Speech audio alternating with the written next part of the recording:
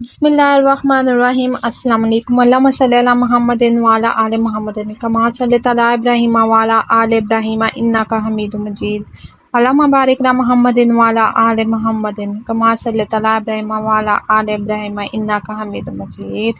ابو، آپ کے جانے کے بعد ہم بیمار ہیں، ہمیں کوئی بھی نہیں پوچھتا، گھر میں کھانے کے لیے بھی کچھ نہیں ہے۔ اٹھ جائیے نا ابو، اٹھ جائیے نا ابو۔ ایک معصوم بچہ مسلسل رو رہا تھا۔ دوستو، آج میں آپ کو معصوم بچے کی دردناک کہانی سناؤں گی، کیسے وہ اپنے مرے ہوئے باپ کی قبر پر جا کر بلک بلک کر رو رہا تھا اور کہہ رہا تھا کہ اٹھیے بابا جان، اٹھیے۔ حضرت عیسیٰ علیہ السلام کے زمانے کی یہ بات ہے۔ دو غریب میاں بیوی رہتے تھے، ان کی کوئی اولاد نہیں تھی۔ بہت عرصے کے بعد اللہ تعالیٰ نے ان کو ایک بیٹے سے نوازا، اور ماں باپ کی جس طرح خواہش ہوتی کہ اس کا بچہ بڑا ہو تو وہ اسے کچھ بنائے، تو اسی طرح ان ماں باپ کی بھی خواہش تھی کہ ہمارا بیٹا جلدی سے بڑا ہو جائے تو ہم اسے حافظ قرآن بنائیں گے۔ لیکن ایک دن ایسا ہوا کہ اس کا باپ کام پر گیا اور راستے میں اس کا ایکسیڈنٹ ہو گیا اور اس کی حادثے میں موت ہو گئی۔ جب وہ گھر یہ خبر آئی تو ماں اور بچے کا تو رو رو کر برا حال ہو گیا۔ ماں تو بلک بلک کر کہہ رہی تھی، یا اللہ، اب میں کس کے سہارے جیوں گی؟ میرا تو کوئی اور سہارا بھی نہیں ہے، میرے تو ماں باپ بھی اس دنیا سے چلے گئے ہیں اور میرا ایک ہی سہارا تھا اور وہ بھی آپ کے پاس چلا گیا۔ میرا چھوٹا سا بچہ ہے، کس کے سہارے جیے گا؟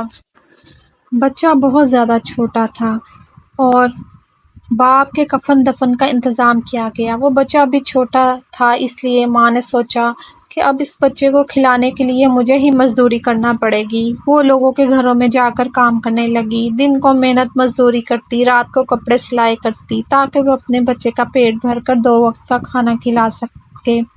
وقت گزرتا گیا، بچہ 6 سال کا ہو گیا۔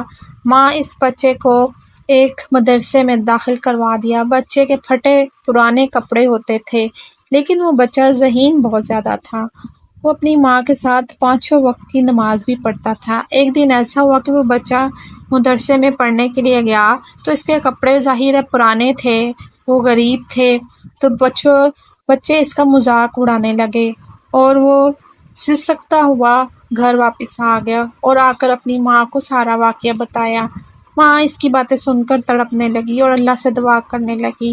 جب ماں کے روتے آنکھ لگ گئی تو بچہ سیدھا اپنے باپ کی قبر پر پہنچ گیا۔ بچے کی یہ باتیں سن کر آپ کی آنکھوں میں بھی آنسو آ جائیں گے۔ بچہ اپنے باپ کی قبر پر آ کر ابو جان کہنے لگا، ابو جان اٹھیے، ابو جان۔ اس بچے کے باپ کے جانے کے بعد ان کا تو یہ حال ہو گیا تھا کہ ان کو غربت نے جکڑ لیا تھا، اور اب بچہ زاروں قطار رو رہا تھا اور فریاد کر رہا تھا۔ ادھر سے حضرت عیسیٰ علیہ السلام کا گزر ہوا۔ حضرت عیسیٰ علیہ السلام نے 6 سال کے بچے کو اس طرح روتے ہوئے دیکھا تو ان کا دل بھر آیا، اور انہوں نے بچے سے تو پوچھا کیا ہوا ہے، تو بچے نے کہا کہ حضرت عیسیٰ علیہ السلام کو ساری داستان بتا دی۔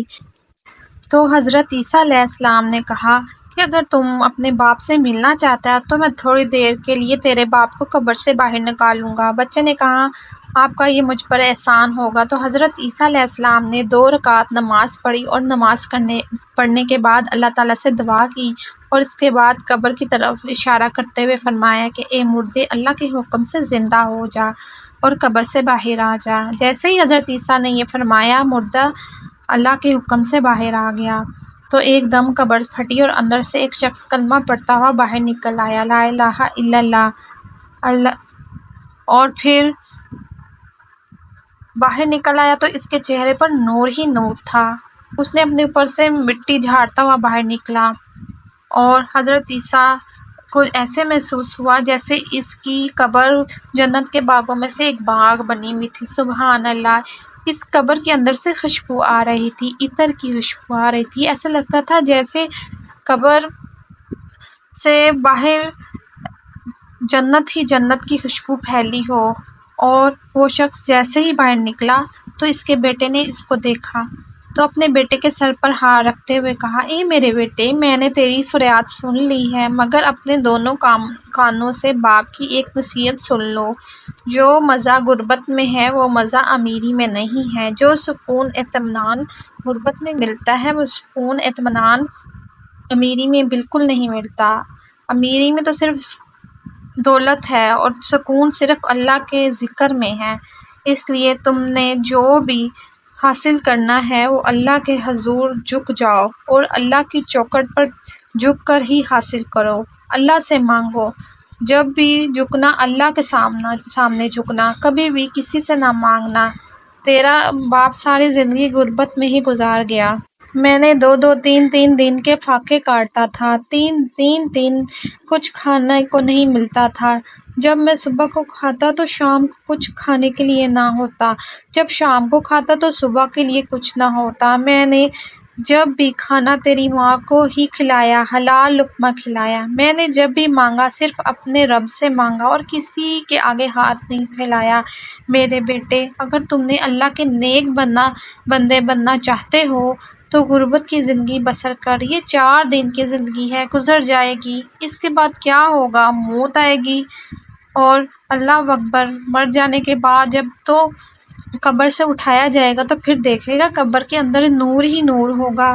باپ نے اس 6 سالہ بیٹے کو یہی درس دیتے وقت کہا، جب بھی مانگا اللہ سے مانگنا، غربت کی زندگی بسر کرنا، کیونکہ اسی میں سکون ہے، اور ایک لقمہ کھانا، ایک گھونٹ پانی پینا اور ہر لقمے اور ہر گھونٹ پر اللہ تعالیٰ کا شکر ادا کرنا۔ یہ کہتے ہوئے ایک بار پھر اس شخص نے کلمہ پڑھتا ہوا اور حضرت عیسیٰ علیہ السلام کی زیارت کرتے ہوئے وہ پھر سے مر گیا۔ اس کے بعد اس بچے نے اپنے باپ کی نصیحت پر بہت زیادہ عمل کیا اور جب بھی مانگا اس نے اللہ تعالیٰ سے مانگا۔